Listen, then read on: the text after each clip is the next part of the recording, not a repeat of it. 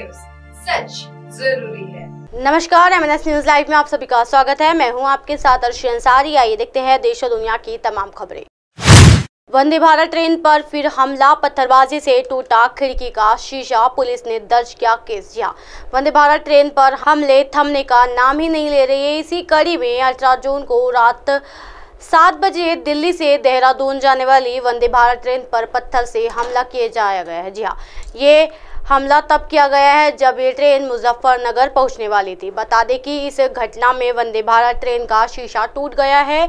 बता दें ये पहली बार नहीं है जब वंदे भारत ट्रेन पर हमला किया गया है। इससे पहले 6 अप्रैल को विशाखापट्टनम से वंदे भारत ट्रेन पर पथराव की घटना देखने को मिली थी। यहाँ विशाखापट्टनम सिकंदराबाद वंदे भारत एक्सप्रेसवे पर पथराव किया गया था। इस पथराव में खिड़की का शीशा टूट गया था। जी हाँ, वंदे भारत ट्रेन पर कब हुए हमले।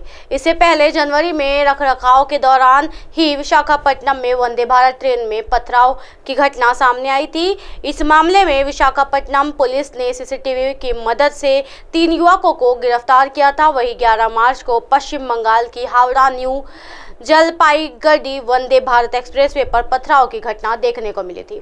वही बिहार के कटिहार में न्यू जलपाईगुड़ी हावड़ा वंदे भारत एक्सप्रेस पर अवगत बदमाशों ने पथराव किया था। इस घटना में किसी को चोट नहीं आई, लेकिन कोच नंबर C6 की खिड़की के शीशे टूट गए थे। पश्चिम बंगाल के मालदा भी हावड़ा न्यू जलपाईगुड़ी वंदे भारत एक्सप्रेसवे पर पथराव किया गया था। इसी दौरान कोच संख्या C13 के कोच व दरवाजे क्षतिग्रस्त हो गए थे। जी हाँ, वही यूपी में वंदे भारत ट्रेन पर पथराव। यही नहीं, छत्तीसगढ़ के दाधापारा में भी वंदे भारत ट्रेन पर पथराव किया गया था। ये घटना इसी साल फरवरी में घटी थी, जब ट्रेन बिलासपुर जिले से होकर गुजर रही थी। इससे पहले नागपुर से बिलासपुर आ रही वंदे भारत पर पथराव किया गया था। वही उस प्रदेश के वाराणसी जाते समय वंदे भारत ट्रेन पर हमला किया गया था। इस पथराव टंडला थाना क्षेत्र के हिरनगांव रेलवे स्टेशन के पास किया गया था। इसी दौरान ट्रेन का शीशा टूट गया। बता दें कि जिस ट्रेन पर आज पथराव किया गया है उसका उद्घाटन कुछ समय पूर्व ही PM नरेंद्र मोदी ने किया था। दिल्ली देहरादून वंदे भारत एक्सप्रेसवे के जरिए देहरादून तक मात्र 4-5 घंटे में पहुंचा जा सकता है। अखिलेश के 2024 प्लान को मायावती ने किया डिकोड, PDA को बताया परिवार दल अलायंस। जी हाँ, 2024 में होने वाले लोकसभा चुनाव में भले ही अभी तक वक्त हो, लेकिन सियासत के शतरंज में सियासतें पिसाते बिछना सभी से शुरू हो गई है। जी हाँ, एक तरफ भाजपा है तो दूसरी तरफ विपक्षी दल।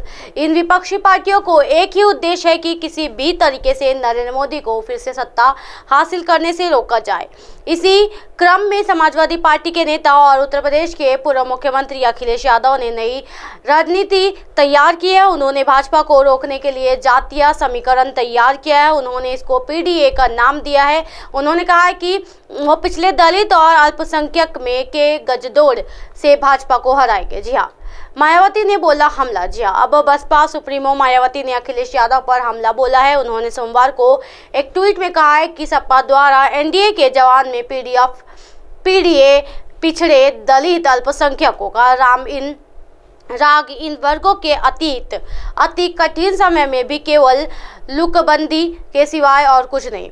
इनके PDA का वास्तव में अर्थ परिवार दल अलायंस के है, जिस स्वार्थ में ये पार्टी सीमित है। इसलिए इस वर्गों के लिए को सावधान रहने की जरूरत है। जी हाँ, मायावती क्यों है नाराज? दरअसल दलित और पिछड़ा वर्ग मायावती को कोर वोटर है। अखिलेश यादव इसी वोटर को आगामी लोकसभा चुनाव में बसपा से छीनने चाहती है। समाजवादी पार्टी का मानना है कि अल्पसंख्यक वोट उसके साथ है। अगर दलित वोट भी उसके पक्ष में आया है तो वो भाजपा को हरा सकती है, लेकिन मायावती किसी भी हाल में दलित वोट बैंक को खोना नहीं चाहती। 2019 में लोकसभा चुनाव में भी जब अखिलेश यादव ने मायावती के साथ चुनाव लड़ा था, तब भी सीधा फायदा बसपा को ही हुआ था। इस चुनाव में बसपा की सीटों में इजाफा हुआ था, जबकि मायावती अपना वोट बैंक सपा के खाते में ट्रांसफर करवा चुकी थी। सीताराम मांझी आज महागठबंधन के समर्थन ले सकते हैं वापस।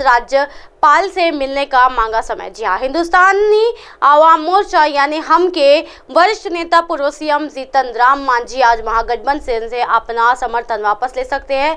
बताया जा रहा है कि उन्होंने रविवार को राज्यपाल राजेंद्र विश्वनाथ अलेंकर को पत्र भेजा है। इसमें सोमवार को मिलने का समय मांगा गया है। वे सोमवार को महागठबंधन से समर्थन वापसी का पत्र सौंप गवर्नर को सरका सकते हैं। इस दौरान मांझी समेत पार्टी के चारों विधायक और हाल ही में मंत्री पद से इस्तीफा देने वाले विधान पार्षद संतोष सुमन भी उपस्थित रहेंगे। इधर 19 मई को पार्टी कार्यालय में हम भी राष्ट्रीय कार्यकारियों की बैठक आयोजित की गई है। बैठक के बाद पूर्व सीएम मांझी व पूर्व मंत्री संतोष सुमन दिल्ली रवाना हो जाएंगे। गृह मंत्री अमित शाह और भाजपा के राष्ट्रीय अध्यक्ष जेपी नड्डा से दोनों की मुलाकात संभावित है।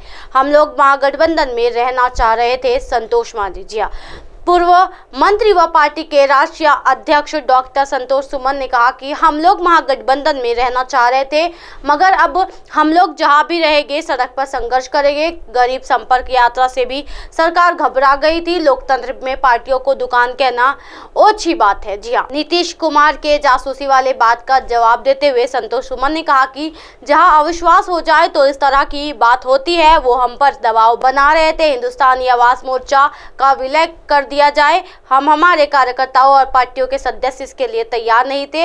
ऐसे में उनके साथ हमारा भी रहना संभव नहीं था। जी हाँ, पढ़ा लिखा नहीं, पैर छूने वाला चाहिए। जी हाँ, बता दें कि इससे पहले हम के राष्ट्रीय प्रवक्ता श्याम सुंदर शरण ने नीतीश कुमार और तेजस्वी यादव पर सीधा हमला किया है। उन्होंने कहा कि वो लोग पढ़े लिखे, दलित और अति पिछड़ा वर्ग के नौजवान को पसंद नहीं करते। उनको ऐसा व्यक्ति चाहिए जो उनका पैर छूता हो।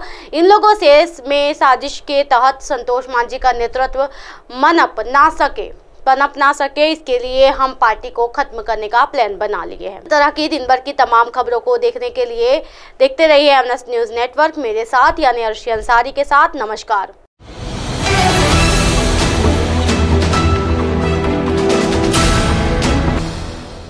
ये है एमएनएस न्यूज नेटवर्क और आप देख रहे हैं एमएनएस न्यूज।